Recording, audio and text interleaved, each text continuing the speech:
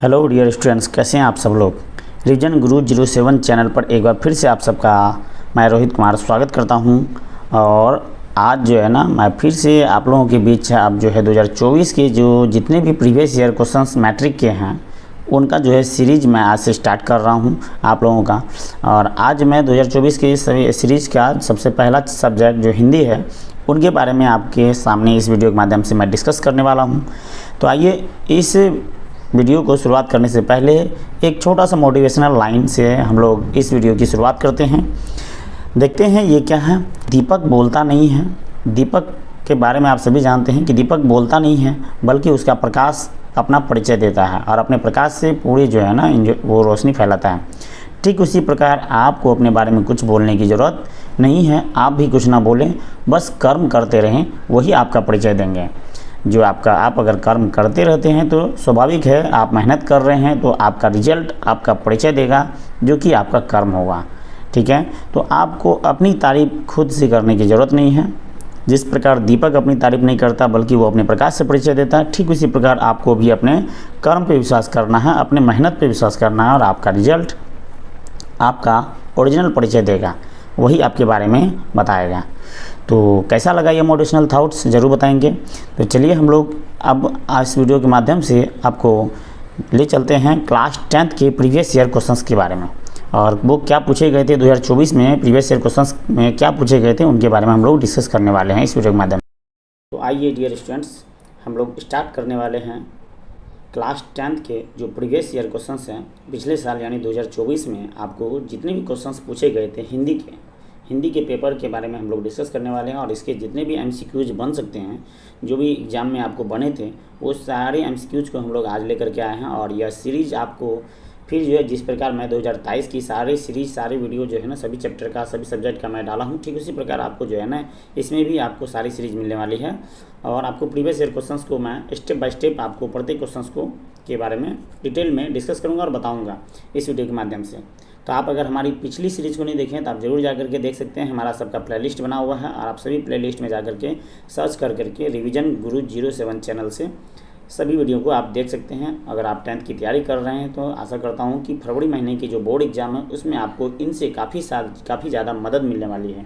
और ये ज़रूर मैं उम्मीद करता हूं कि अगर आप इस सभी वीडियो को देख के जाते हैं तो आपके 15 से 20 मार्क्स श्योर हैं कि आपके ऐड हो जाएंगे, आप जितनी भी तैयारी किए हैं, जो भी प्रिपरेशन किए हैं उनमें। तो चलिए हम लोग स्टार्ट करते हैं बिना देरी किए हुए। ये आपका 2024 का ई सेट है और इसमें आप देख सकते हैं आपको 3 घंटे का समय इसमें दिया जाता है, 3 घंटे 15 मिनट का समय।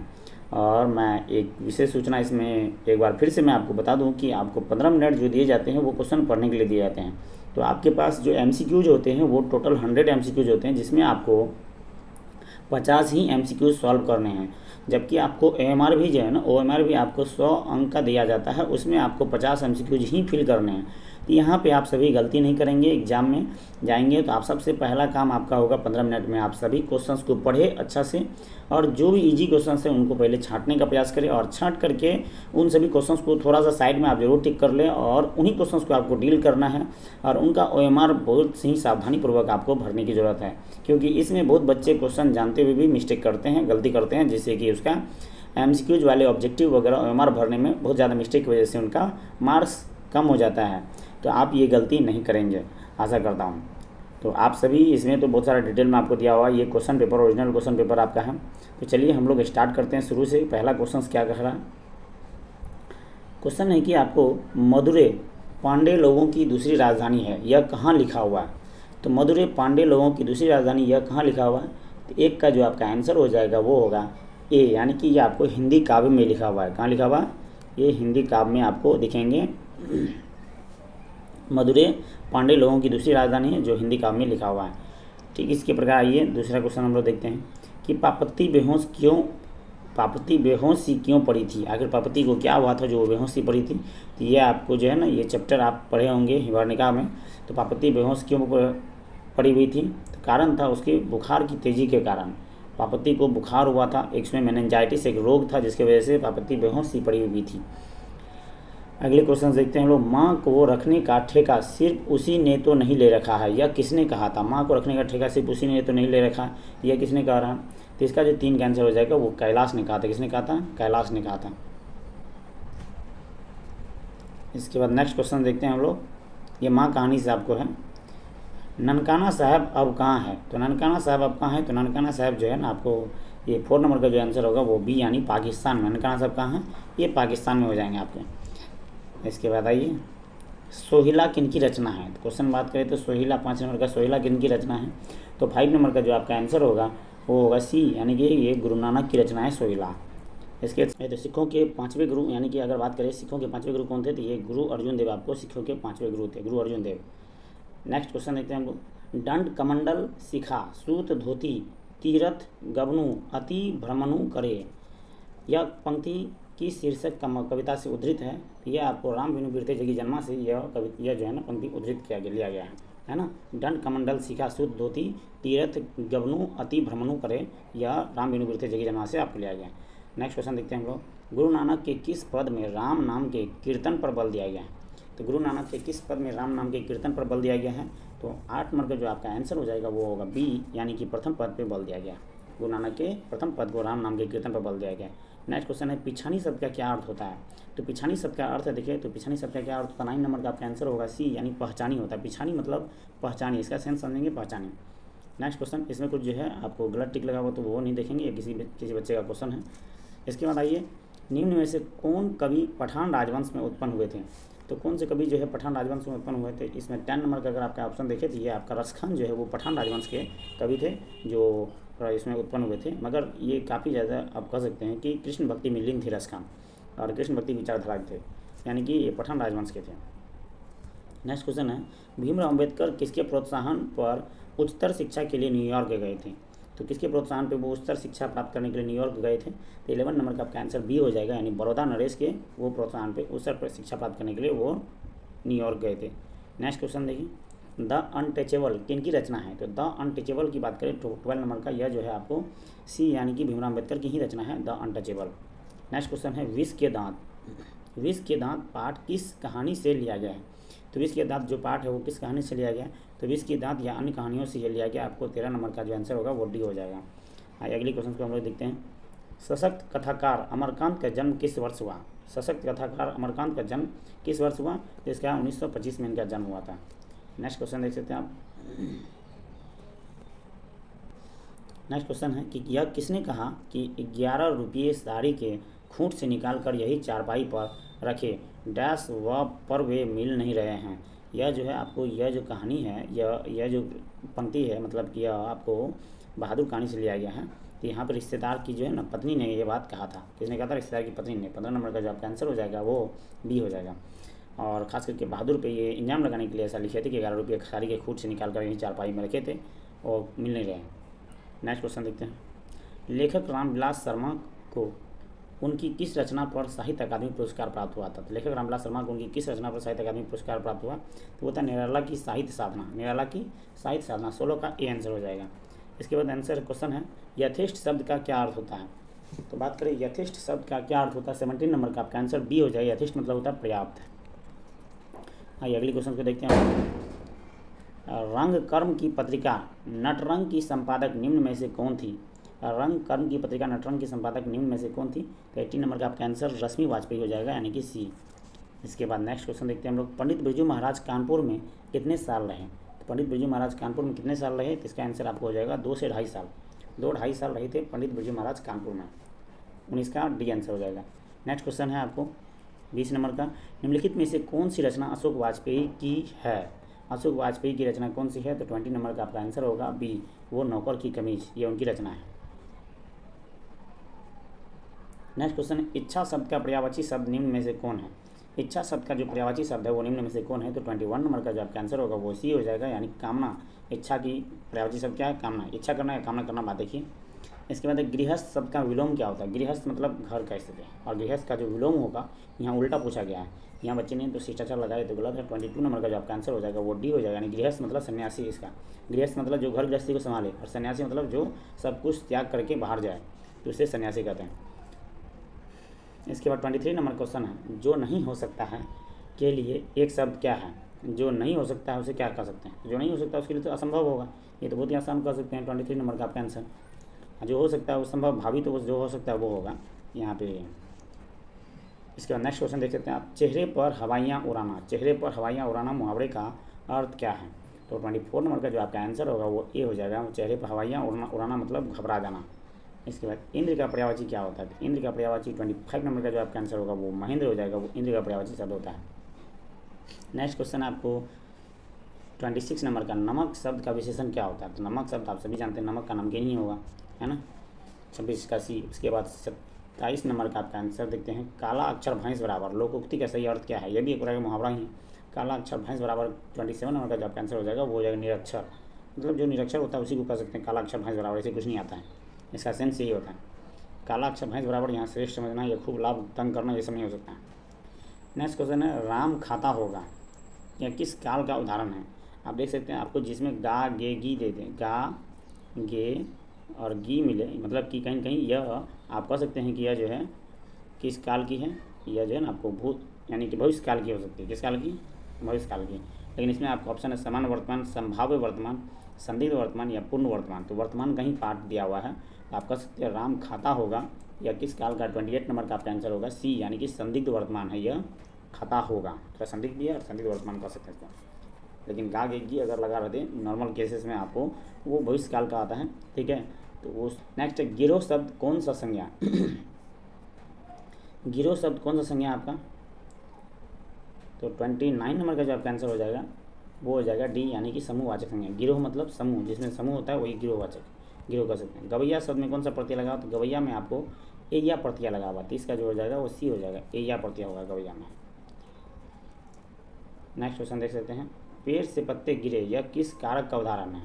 तो पेड़ से आप देख सकते हैं यहाँ क्या कहा है, पेड़ से पत्ते गिरे, जिसका संबंध होता है पेड़ से, तो यह किस यानी संप्रदान, तो संप्रदान को के लिए अपादान या संबंध का की होता है, अधिकरण में पर होता है, अपादान से होता है। तो ये से का जो उच्चारण होता है इन्हीं से आता है, अपादान से। तो पेड़ से पत्ते गिरे यह किस कारक का उदाहरण है? वो हो गया अपादान से। 31 नंबर का आंसर हो गया डी। नेक्स्ट क्वेश्चन देख सकते हैं, सर्वनाम के कुल कितने भेद है? तो 32 नंबर का जो आपका आंसर होगा, सर्वनाम के कुल कितने भेद हैं? तो इनके कुल 6 भेद होते हैं। कितने होते हैं?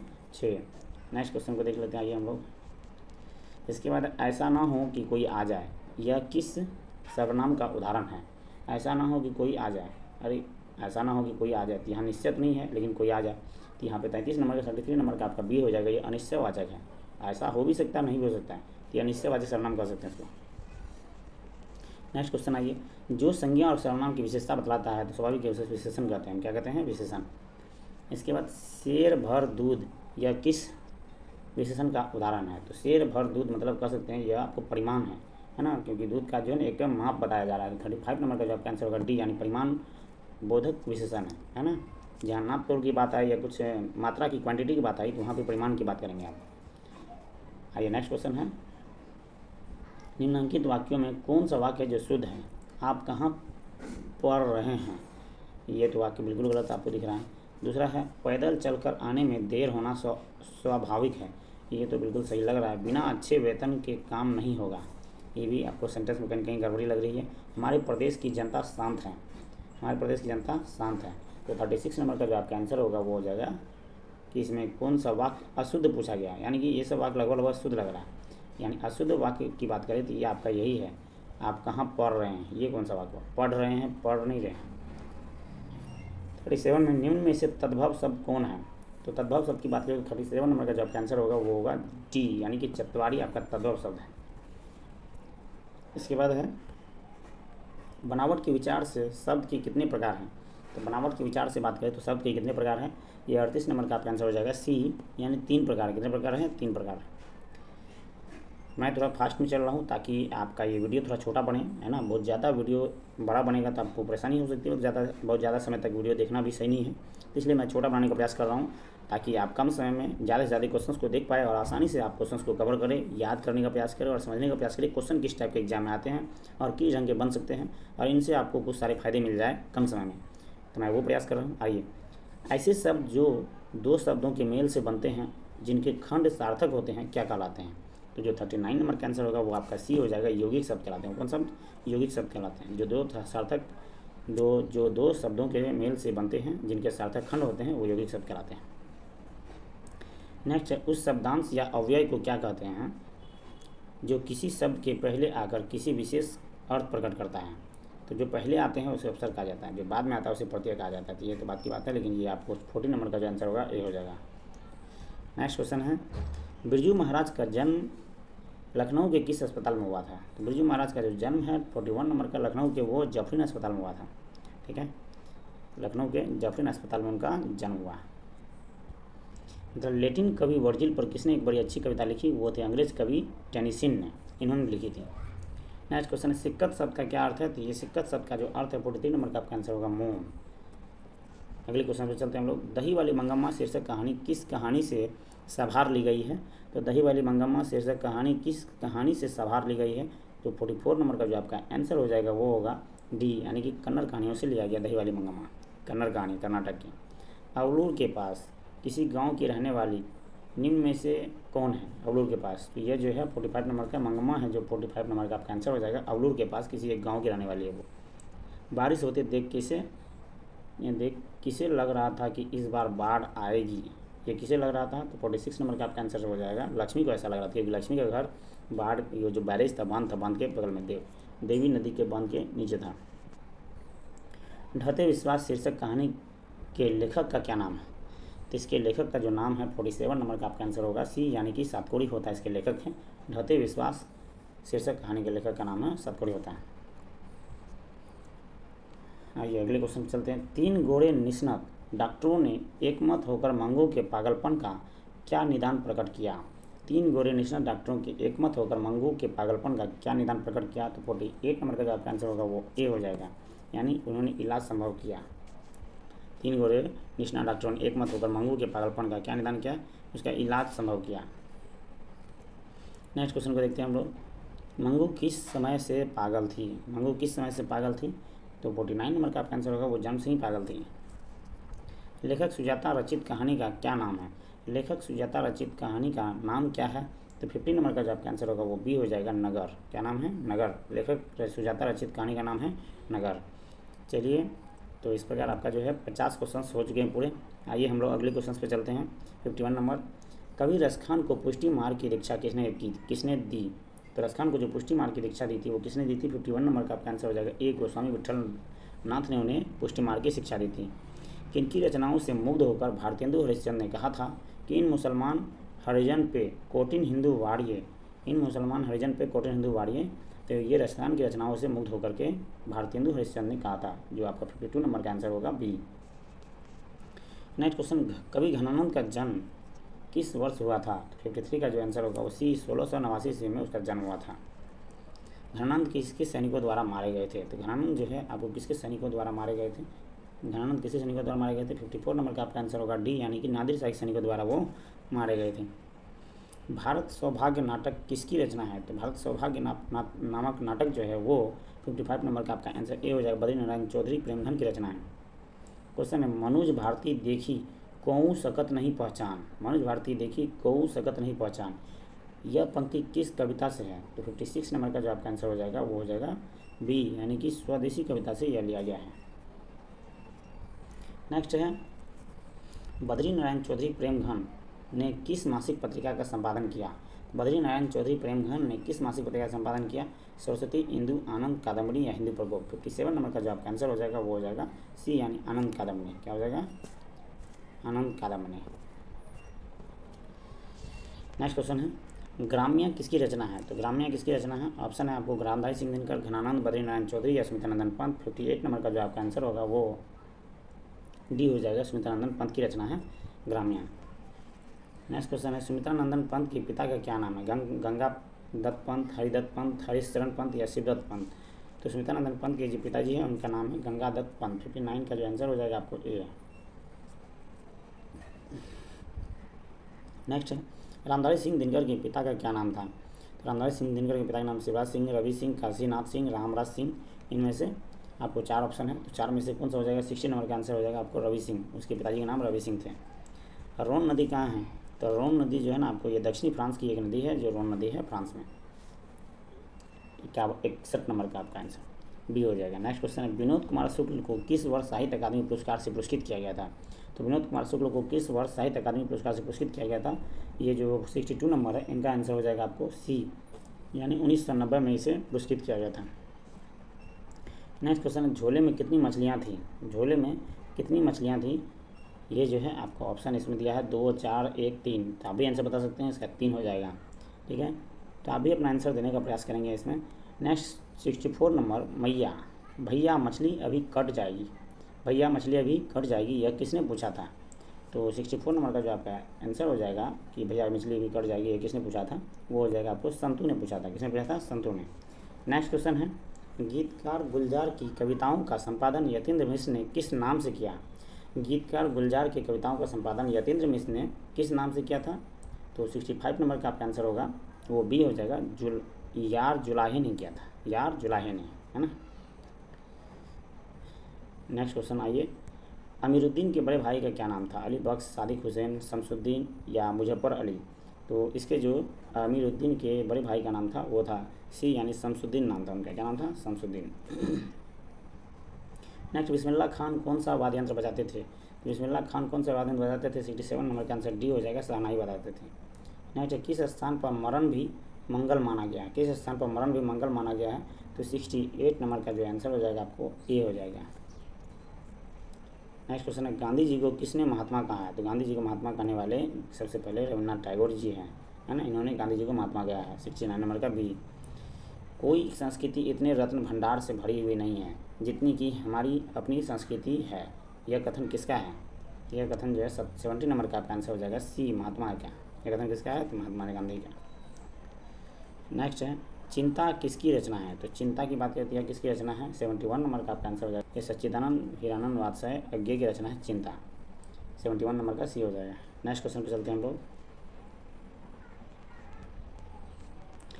दूर से ही कौन ललकारता है एक वृक्ष की हत्या शीर्षक कविता के अनुसार चिन्हित करें। तो यह जो 72 नंबर का 72 नंबर का आपका आंसर होगा डी, ये वृक्ष ही ललकारता है दूर से। नेक्स्ट क्वेश्चन, उसका खरगोश की खालिश बेचैनी में यह पंक्ति किस कविता की है? तो यह आपको अक्षर ज्ञान में जानते हैं कि उसका खरगोश की खालिश बेचैनी जैसा है, यह किस कविता की है? तो अक्षर ज्ञान से यह लिया गया है। 73 नंबर का आपका ए हो जाएगा। नेक्स्ट क्वेश्चन, मेरे बिना तुम प्रभु शीर्षक कविता किसको संबोधित है? तो मेरे बिना तुम प्रभु कविता जो है आपको किसको संबंधित है? 74 नंबर का जो आपका आंसर होगा वो डी हो जाएगा, प्रभु को समर्पित है। अगले क्वेश्चन को देखते हैं 75 में, अंग्रेजी वाहन बसन बेस रीति ओ नीति। अंग्रेजी वाहन बसन बेस रीति ओ नीति, यह पंक्ति शीर्षक कविता कहाँ शीर्षक कविता की है? किस कविता की है? मतलब यह पंक्ति किस शीर्षक कविता की है? अंग्रेजी वाहन बसन बेस रीति ओ नीति, यह पंक्ति किस शीर्षक कविता की है? तो जो 75 नंबर का आपका आंसर हो जाएगा वो होगा ए, यानी यह स्वदेशी की है। किसकी है? स्वदेशी की। नेक्स्ट, जब एक ध्वनि जब दो व्यंजनों से संयुक्त हो जाए तब यह क्या कहलाती है? जब एक ध्वनि जब दो व्यंजनों से संयुक्त हो जाए तब यह क्या कहलाती है? तो जो 76 नंबर का आंसर होगा वो आपका सी हो जाएगा, ये संयुक्त ध्वनि कहलाती है। ग्रामर के आप क्वेश्चन आ रहे हैं हिंदी व्याकरण के। अब आइए, भ का उच्चारण स्थान क्या है? तो भ आप जानते हैं, प फ भ इस सब का जो उच्चारण स्थान है ये आपका ओष्ठ आएगा। 77 नंबर का आपका आंसर सी हो जाएगा, क्योंकि पवर का उच्चारण स्थान हमारा ओष्ठ होता है। उच्चारण में वायु प्रक्षेप की दृष्टि से व्यंजन कितने भेद होते हैं? उच्चारण में वायु प्रक्षेप की दृष्टि से व्यंजन कितने भेद हैं? तो 78 नंबर का आपका आंसर हो जाएगा ए, यानी कि 3 भेद होते हैं। कितने भेद होते हैं? 3। नेक्स्ट क्वेश्चन है, जगदानंद शब्द का संधि विच्छेद कीजिए। तो सर जगदानंद का होता है जगत जोर आनंद, संधि विच्छेद आपका ए हो जाएगा। 79 नंबर का आंसर ए। आइए 80 नंबर के सवालों में चलते हैं। निम्नलिखित में से अशुद्ध शब्द कौन सी है? निम्नलिखित में से बात करें तो अशुद्ध शब्द कौन सी है? तो 80 नंबर का आपका आंसर हो जाएगा वो बी हो जाएगा, द्रवीभूत। ये एक अशुद्ध शब्द है, द्रवीभूत। नेक्स्ट क्वेश्चन, संग्रह शब्द में उपसर्ग क्या है? अगर संग्रह शब्द में उपसर्ग की बात करें तो उपसर्ग आगे लगता है, तो यानी कि ग्रह, सम जोड़ ग्रह, यानी संग्रह आपका हो सकता है सम। 81 नंबर का आंसर हो जाएगा बी, सम इसका उपसर्ग है। सप्ताह शब्द का विशेषण क्या है? तो सप्ताह के साप्ताहिक आप जानते हैं, इसका विशेषण होगा। नेक्स्ट क्वेश्चन, दर्शनीय शब्द में प्रत्यय क्या है? अगर बात करें दर्शनीय शब्द में प्रत्यय क्या है, तो दर्शनीय प्रत्यय आगे लगता है, तो दर्शन में ईय प्रत्यय, यानी इसमें कह सकते हैं आप क्या है? दर्शनीय, यानी ईय। 83 नंबर का आपका आंसर हो जाएगा डी, ये अनीय प्रत्यय इसमें लगा हुआ है। कौन सा प्रत्यय? अनीय। नेक्स्ट क्वेश्चन है कि शरणागत शब्द में कौन सा समास है? शरणागत शब्द में 84 नंबर का जो आपका आंसर होगा वो ए हो जाएगा, तत्पुरुष समास है शरणागत शब्द में। इसके बाद ध्वनि में मन साधक, यह कौन पदबंध है? ध्वनि में मग्न साधक का यह कौन सा पदबंध है? तो जो 85 नंबर का आंसर होगा आपका बी हो जाएगा, वो उसमें विशेषण पदबंध है ना। ये सब ग्रामर में आपको पढ़नी होगी। पदबंध, इससे देखिए पिछली बार पदबंध से क्वेश्चन पूछे गए हैं, समास से पूछे गए हैं, संधि से पूछे जा रहे हैं, है ना, विशेषण से क्वेश्चन पूछे गए हैं। आपको उपसर्ग प्रत्यय से क्वेश्चन तो दो तीन लगभग आपको मिलेंगे। तो इसलिए ये सारे क्वेश्चन आपको एग्जाम के पॉइंट ऑफ व्यू से काफ़ी इंपॉर्टेंट हो जाते हैं। इसलिए आपका हिंदी में ग्रामर विशेष महत्व रखता है। आपको ग्रामर भी पढ़नी होंगी अच्छे से। बुक तो आप जितने पढ़े हैं वो तो ज़रूरी है ही, इसके अलावा हिंदी ग्रामर भी आपके लिए काफ़ी इंपॉर्टेंट मायने रखता है एग्जाम के पॉइंट ऑफ व्यू से। आइए नेक्स्ट क्वेश्चन है कि रचना की दृष्टि से वाक्य कितने प्रकार है। अगर बात करें तो रचना की दृष्टि से वाक्य कितने प्रकार हैं, तो 86 नंबर का आपको हो जाएगा आंसर 3। कितने हो जाएंगे? 3, क्योंकि रचना की दृष्टि से वाक्य की जो है आपको प्रकार हो जाएंगे 3।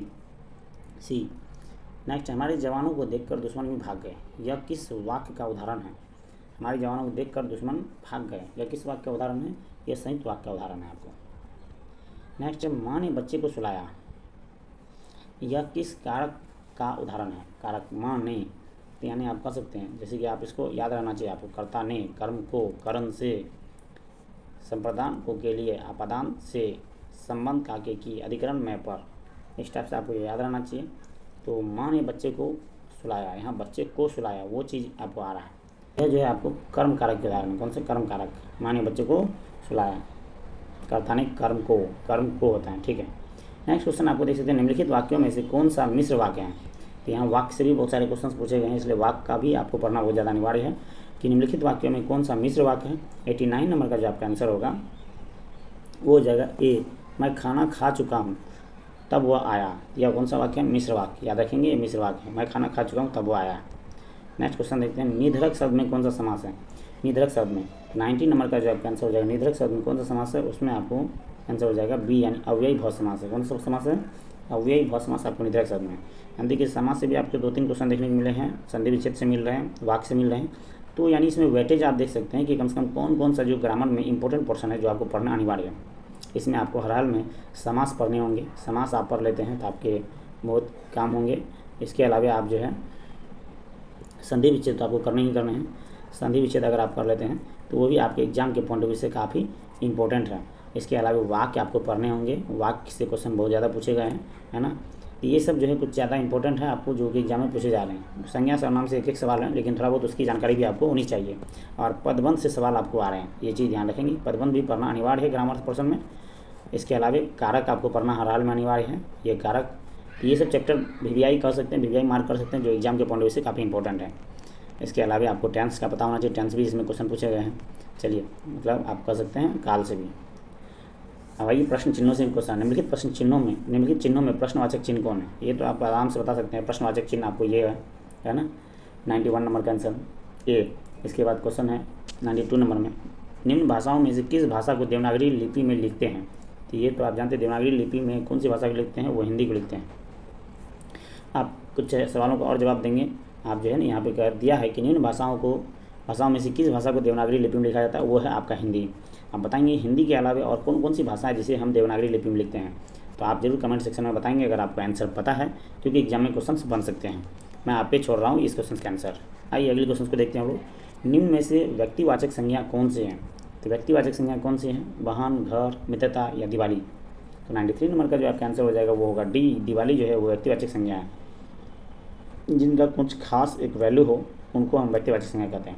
जैसे बहन है तो बहन तो और भी हो सकती है बहुत सारी, घर भी बहुत सारे हो सकते हैं, मित्रता भी, लेकिन दिवाली तो फेस्टिवल एक सिंगल है ना, तो उनका एक अपना स्वरूप है, वो व्यक्तिवाचक हो गया।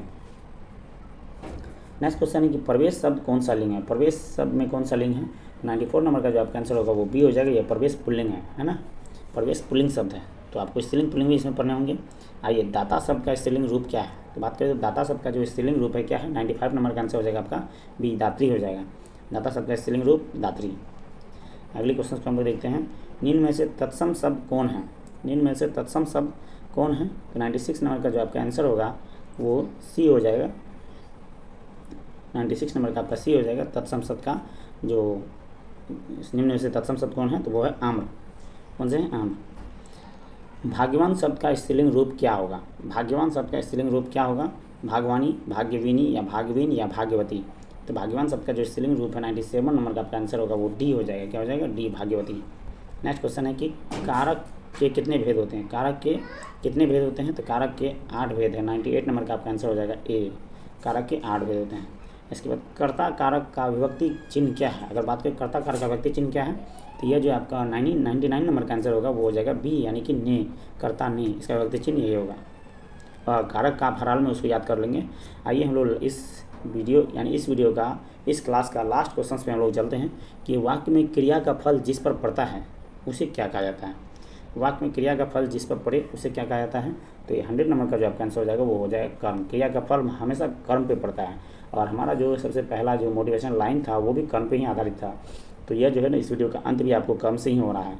तो आप अपनी पढ़ाई पे लगे रहिए और मेहनत करते रहिए, कर्म करते रहिए, आपको रिजल्ट जरूर मिलेगी। और मैं एक सूचना आपको देना चाहता हूँ, इसमें जो है ना आपको मैं कुछ व्याकरण से भी रिलेटेड कुछ क्वेश्चंस आपके बीच में लाने वाला हूँ। व्याकरण से रिलेटेड कुछ क्वेश्चंस जो है ना, जैसे कि आपको जो वीवीआई क्वेश्चंस होंगे ना, वो मैं डिस्कस करूँगा आपको इस वीडियो के माध्यम से। उसमें आपको कुछ जो है ना स्त्रीलिंग पुल्लिंग के क्वेश्चंस आ जाएंगे, कुछ जो है ये संधि विच्छेद से रिलेटेड कुछ जो है इंपॉर्टेंट वीवीआई होंगे, कुछ मुहावरे को मैं डिस्कस करूँगा, और कुछ जो है आपको समास वगैरह मैं डिस्कस करूँगा आपको वीडियो के माध्यम से, उसके एक्सप्लेन के साथ। तो मैं वो वीडियो भी आपको इस चैनल पर रिवीजन गुरु 07 पे मैं जल्द लाने वाला हूं। तो अगर हमारी यह वीडियो आपको अच्छी लग रही है, पसंद आ रही है, तो ज़रूर हमारे चैनल को सब्सक्राइब एंड लाइक करें। मिलते हैं आपको नेक्स्ट वीडियो में, तब तक के लिए धन्यवाद, बाय।